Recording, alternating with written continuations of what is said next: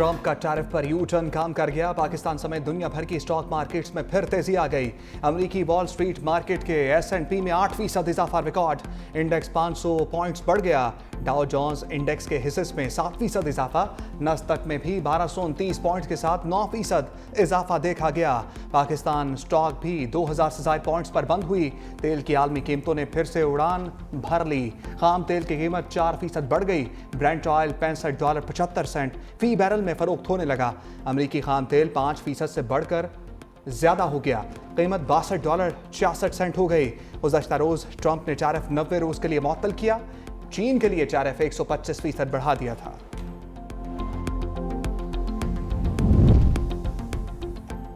Tariff जंग में चीन का भी अमेरिका को पलट कर जवाब। अमेरिका की मजीद 18 कंपनीज पर पाबंदियां आयद कर दी। चीनी वजारत खारजा ने अमेरिकी टैरिफ को गुंडागर्दी करार दे दिया। तर्जुमान रूसी वजारत खारजा का भी इज़हार बरहमी, कहा अमेरिका आलमी तिजारती क़वानीन की खिलाफ वर्जी कर रहा है।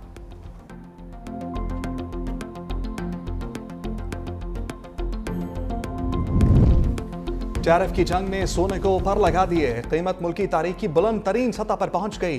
मुल्क में आज सोने की फी तोला कीमत में 7800 रुपए इजाफा। फी तोला कीमत $3,28,800 रुपए हो गई। आलमी बाजार में भी सोने का भाव $78 इजाफे से $3,118 फी औंस पर पहुंच गया। माहिरीन के मुताबिक अमेरिका और चीन के दरमियान जारी टैरिफ की जंग के बायस सरमाया महफूज करने के लिए सोने की खरीदारी हो रही है। वज़ीर-ए-आज़म शहबाज शरीफ दौरा बेलारूस, बेलारूसी वज़ीर-ए-आज़म और पाकिस्तानी सिफारतखाने ने इस्तकबाल किया। शहबाज शरीफ की मिनट्स में विक्ट्री मोनूमेंट आमद यादगार पर फूल रखे। वज़ीर-ए-आज़म की बेलारूस के सदर के साथ मुलाकात भी शेड्यूल। दोनों ममालिक में कई मुआहदों पर भी दस्तखत होंगे। शहबाज शरीफ बेलारूस से वापस आकर नवाज शरीफ के हमरा लंदन जाएंगे। वज़ीर-ए-आज़म वापस आएंगे। नवाज शरीफ 2 हफ्ते क़याम के दौरान तिब्बी मुआयना करवाएंगे। वज़ीर आला पंजाब मरियम नवाज और मरियम औरंगजेब तुर्की जाएंगी।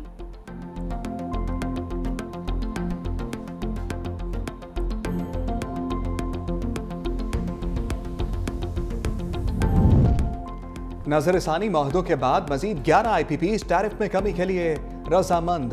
टैरिफ में कमी के लिए IPPs और CPPA ने मुश्तरका दरखास्त दायर कर दी। दरखास्त दायर करने वाले IPPs में बेगास पर चलने वाले 9 पावर प्लांट्स शामिल। दरखास्त में 2002 की पावर पॉलिसी के तहत लगने वाले 2 IPPs भी शामिल। नेपरा अथॉरिटी बिजली टैरिफ में कमी की दरखास्तों पर 16 अप्रैल को समाअत करेगी। कराची समेत मुल्क भर के बिजली सार्फिन के लिए एक और रिलीफ। नेपरा ने बिजली की कीमत में ₹1.71 फी यूनिट कमी की मंजूरी दे दी।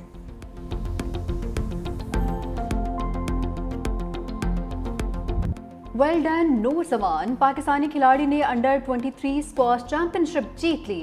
फाइनल में नूर जमान ने मिस्र के करीम अल तुर्की को शिकस्त दे दी। वर्ल्ड चैंपियन नूर जमान तारीखी कामयाबी पर आबदीदा। सदरी मुमलिकत आसिफ अली जरदारी, वज़ीर-ए-आज़म शहबाज शरीफ की नूर जमान को मुबारकबाद। वज़ीर आला पंजाब मरीम नवाज, मुराद अली शाह, वज़ीर दाखिला मोहसिन नकवी समेत दीगर की भी नूर जमान को बड़ी कामयाबी पर मुबारकबाद।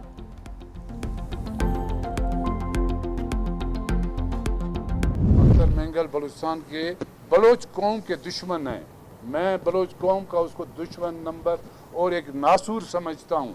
CM के साथ जो बैक डोर से जो बातचीत सरदार अख्तर ने की है, हम पर्दा रखते हैं। फिर भी बलोच इलाकों में उनकी तरफ से कोई तरक्याती काम नहीं हुए। पीपल्स पार्टी ने हमेशा दहशतगर्दी के खिलाफ जद्दोजहद की। आज भी बलूचिस्तान के अंदर पीपल्स पार्टी दहशतगर्दी के खात्मे के लिए, अमन अमान के लिए कोशिश कर रही है।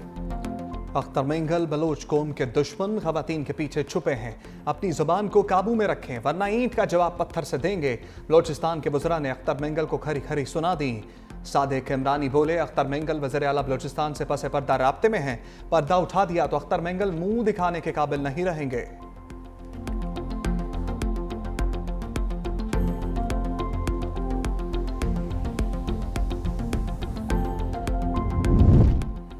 जो सियासतदान इक़्तिदार की खातिर पाकिस्तान के दुश्मनों के साथ मिल रहे हैं, उनका अंजाम उन्हीं के साथ होगा। वज़ीर रेलवे हनीफ अब्बासी बरस पड़े, कहा कि गवादर पोर्ट किसी के बाप दादा की नहीं, 1958 में पाकिस्तान ने खरीदी। जाफर एक्सप्रेस पर हमले के बाद हिंदुस्तान चीख चीख कर जो कह रहा था, एक सियासी पार्टी के लोग भी वही कह रहे थे। जिन खतरात से दो चार हैं, उनसे निपटने के लिए सबको एक होना पड़ेगा।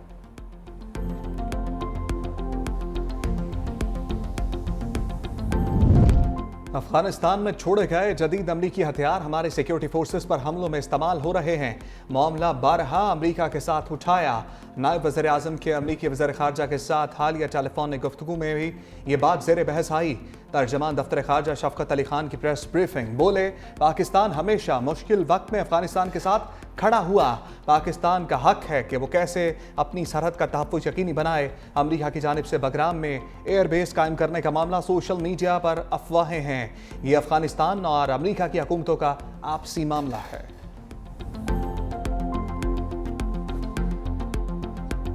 तकरीबन 8.5 लाख के करीब इल्लीगल लोग जो हैं वो पाकिस्तान से अपने ममालिक भेजे जा चुके हैं। हुकूमत का ये फैसला है कि किसी किस्म की एक्सटेंशन इसमें नहीं होगी। 1 डॉक्यूमेंट रजीम जो है उसको पूरा इम्प्लीमेंट किया जाएगा, अफगानिस्तान के शहरी हों या किसी और जगह के। हम अपने तमाम बॉर्डर्स को, जैसे मशरक का बॉर्डर है इसी तरह मगरब के बॉर्डर तमाम रेगुलेट एक जैसा करेंगे। बगैर पासपोर्ट पाकिस्तान में रहने की कोई गुंजाइश नहीं। गैर कानूनी अफगान मुहाजिरीन की वापसी की डेडलाइन में कोई तब्दीली नहीं होगी।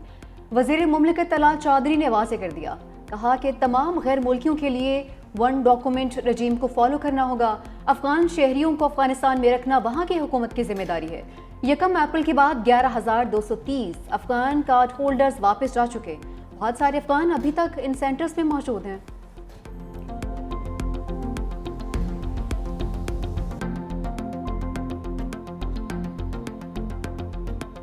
बानी से मुलाकात का वक्त खत्म, फैमिली मिलने ना पहुंची। अडियाला जेल इंतजामिया ने तहरीक इंसाफ के रहनुमाओं को भी तवील इंतजार के बाद घर भेज दिया। उमर अयूब, न्याजुल्लाह न्याजी को भी मुलाकात की इजाज़त ना मिली। साहबजादा हामिद रजा, अलामा राजा नासिर अब्बास, मलिक अहमद खान भुच्चर गोरखपुर नाके से आगे ना जा सके। बानी पीटीआई से मुलाकात के लिए फोकल पर्सन ने कल 2 लिस्टें जेल इंतजामिया को भिजवाई थीं।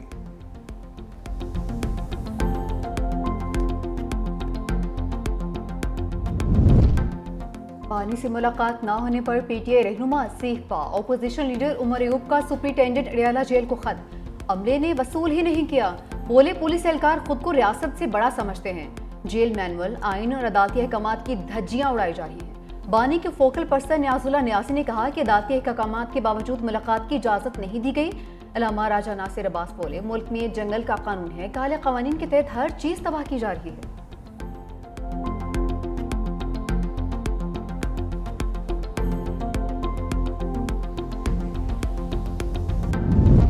फ्रांस का फ़लस्तीन को बतौर रियासत तस्लीम करने का इम्कान। फ्रांसीसी सदर मैक्रोन ने मीडिया से गुफ्तगू में कहा, उनका मकसद इसराइल फ़लस्तीन तनाज़े का जल्द अज जल्द हल यकीनी बनाना है ताकि खित्ते में अमन कायम हो।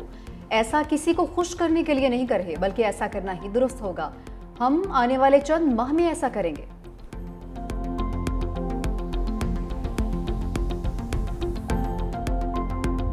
अहले फ़लस्तीन की मदद फ़र्ज। हमारी हुकूमत समेत तमाम इस्लामी हुकूमतों पर जहाद फ़र्ज हो चुका।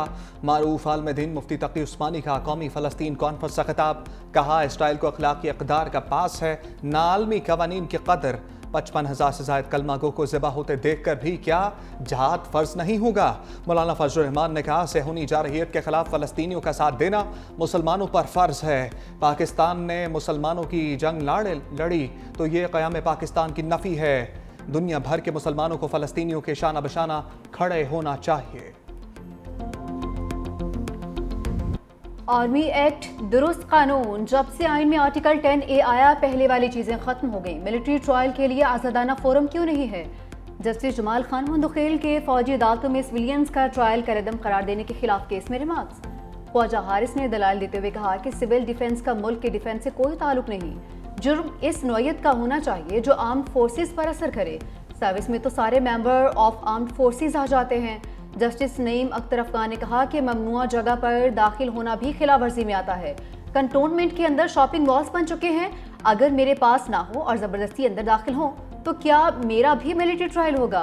केस की समाअत मंगल तक मुलतवी। जस्टिस मोहसिन अख्तर कियानी और जस्टिस सरदार एजाज इसहाक ने एक दूसरे बेंच में केसेस ट्रांसफर करने पर सवालात उठा दिए। जस्टिस मोहसिन अख्तर कियानी ने रिमार्क्स दिए, ऐसा नहीं हो सकता कि सिंगल बेंच का केस उठाकर डिवीजन बेंच में लगा दें। कायम मकाम चीफ जस्टिस इंतजामी साइट पर कोई ऐसा ऑर्डर नहीं कर सकते। मेरा असूली मौक़िफ़ है कि मैं कोई केस ट्रांसफर नहीं करूंगा।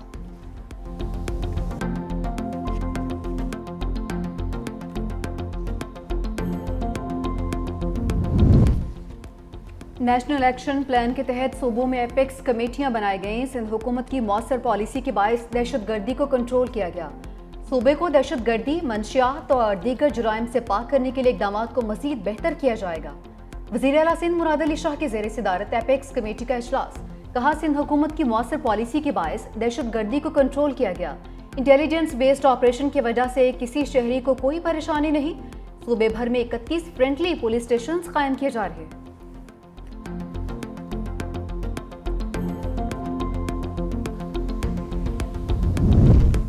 दरियाए सिंध से नहरें निकालने के मामले पर मुश्तरका मफादात कौंसिल का इजलास बुलाया जाए।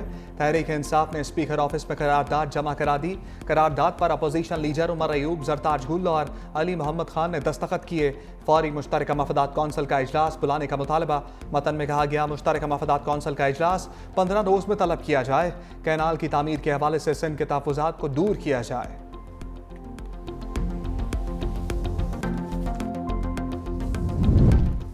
गैस कंपनीज ने जुलाई से गैस मज़ीद महंगी करने की दरख्वास्त कर दी। सोई नौतरा ने गैस की कीमत में औसतन 735 रुपये 59 पैसे फी MMBTU और सोई सदरा ने 2443 रुपये फी MMBTU इजाफा मांगा है।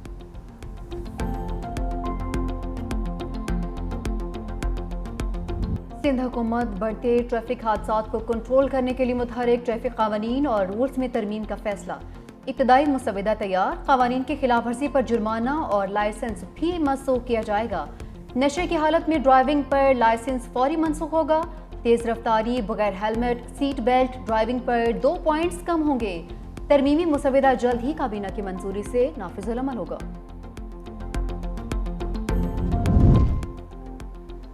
कराची गैर कानूनी तामीरात का जंगल। गली गली उगती इमारतों पर इंतजामिया खामोश। बिल्डर माफिया और सिंध बिल्डिंग कंट्रोल अथॉरिटी के अफसरान की मिली भगत से गैर कानूनी तामीरात धड़ल्ले से जारी। सर्वे के मुताबिक तामीरात मनशियात के बाद दूसरा सबसे ज्यादा मुनाफा बख्श कारोबार बन चुका। बहती गंगा में SBCA के अफसरान समेत पुलिस भी मुलव्वस। शहरी कहते हैं, शिकायत किससे करें, बिल्डर माफिया को लगाम देने वाला कोई भी नहीं है।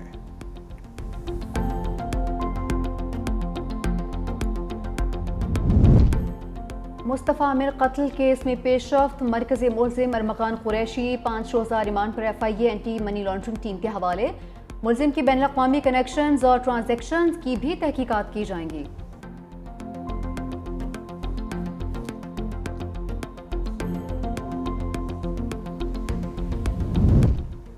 गैर कानूनी सफर करने वालों को बड़ी सजा। यूरोप और ईरान में गैर कानूनी दाखिले की कोशिश करने वाले 50,000 अफराद के पासपोर्ट्स ब्लैक लिस्ट। वज़ीर दाखिला का कौमी असम्बली में तहरीरी जवाब। भिखारियों और गैर कानूनी इमिग्रेशन के सदेबाब के लिए शिकंजा तैयार। पासपोर्ट के हसूल के लिए नई शराइत लागू करने का फैसला। वज़ीर दाखिला मोहसिन नकवी की ज़ेर सदारत directorate of immigration and passport में अहम इजलास। कहा, नई शराइत से भिखारियों और गैर कानूनी इमिग्रेशन की रोकथाम होगी। डिपोर्ट होने वाले अफराद के पासपोर्ट ब्लॉक किए जाने की हदायत पर 100% अमल दरामद यकीनी बनाया जाए। PTI ने हुकूमत के महंगाई कम होने के दावे को मुस्तरद कर दिया। शेख वकास अकरम ने प्रेस कॉन्फ्रेंस में कहा, हर चीज़ की कीमत में 100% इजाफा हो चुका है। 2023 में महंगाई 23% पर थी और 2024 में 38% पर आ गई। 2022 में गुर्बत 34.2% थी और अब 40.2% है। पाकिस्तान कभी इतना तनहा नहीं था जितना आज है। मुज़म्मिल असलम बोले, पाकिस्तान की 50% से ज़ायद आबादी गुर्बत की लकीर से नीचे चली गई। एग्रीकल्चर का वॉल्यूम देखें, उसका वॉल्यूम क्या है और उसमें अगर कर्जा 30 अरब है या 40 अरब है, उसकी क्या हैसियत है। पहली चीज़ तो ये है। मैं तो ये चाहता हूँ कि किसान कार्ड को, ये किसान कार्ड एक अच्छा काम है जी, किसान कार्ड को वो ID कार्ड से रिलेट कर दे ताकि हर फार्मर उससे फ़ायदा उठा सके। हर फार्मर को कर्जा, आपकी पर एकड़ पैदावार बढ़ जाएगी। लेकिन ये नहीं है कि सियासी तौर पर आप कहें जी 2 लाख काश्तकारों को, 4 लाख, 5 लाख, तो बाकी जो 1.5 करोड़ है वो क्या करेंगे। सबके लिए होना चाहिए, सब काश्तकारों के लिए एक लेवल प्लेइंग फील्ड उनको मिलना चाहिए, वो सबको मिलना चाहिए। 14 अप्रैल तक गंदम का निर्ख न मिला तो एहतजाज करेंगे। किसान इत्तेहाद ने भी धमकी दे दी। सदर किसान इत्तेहाद खालिद महमूद खोखर की प्रेस कॉन्फ्रेंस। कहा, आटे की कीमत तय है, चीनी की नहीं। चीनी की कीमत 60 रुपए तक बढ़ा दी गई है। बिजली और खाद की कीमत कुव्वत खरीद से बाहर हो चुकी। किसान बिजली के बिल्स ही अदा नहीं कर सकते हैं। किसानों के हालात बहुत बुरे हैं। हमारे पास ज़राअत के अलावा कुछ नहीं।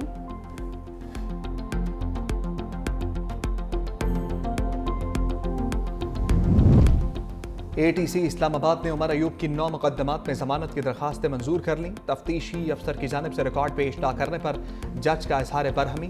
जज अबुल हसनान जुल्करनैन ने रिमार्क्स दिए, ये क्या लोहे के बने हुए हैं, रिकॉर्ड ही नहीं आता, मैं IG DIG का मुलाजिम नहीं हूँ। उमर अयूब ने मीडिया से गुफ्तगू में कहा, ग्रैंड अलायंस के लिए हमारी जिद्दोजहद जारी है।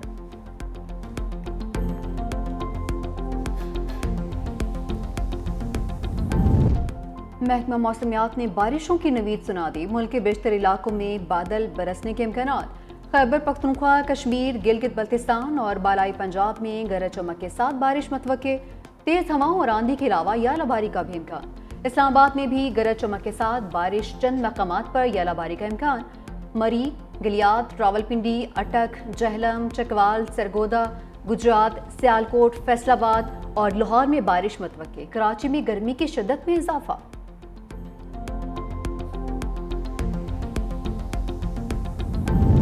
एक तरफ मुज़ाकरात की पेशकश, दूसरी जानिब पाबंदियां। अमरीका ने ईरान के 5 इदारों और एक ओहदेदार पर पाबंदी लगा दी।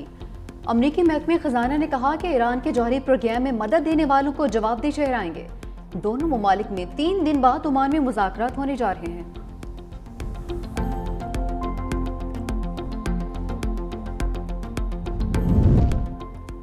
अमरीकी नायब सदर ने चीनी शहरियों को गवार कह दिया। JD वेंस ने अमरीकी चैनल्स को इंटरव्यू में कहा, हम चीन के गवारों से रकम उधार लेते हैं ताकि वो चीज़ें खरीद सकें जो चीन के गवार तैयार करते हैं। चीन के अमरीकी नायब सदर के बयान की शदीद मजम्मत। चीन ने अमरीका जाने वाले शहरियों के लिए ट्रैवल एडवाइजरी जारी कर दी। चीनी वजारत सकाफत और सियाहत ने कहा कि चीनी सयाह अमरीका के सफ़र में एहतियात करें।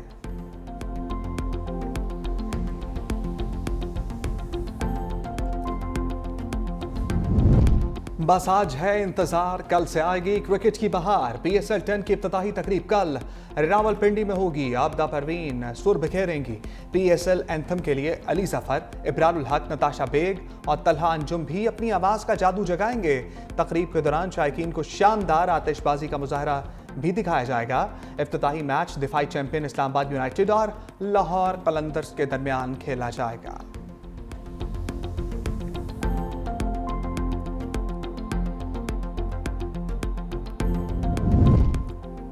PSL टीम्स के कप्तान कुछ बड़ा करने को तैयार। सलमान नसीर की क़यादत में तमाम टीम्स के कप्तानों की प्रेस कॉन्फ्रेंस।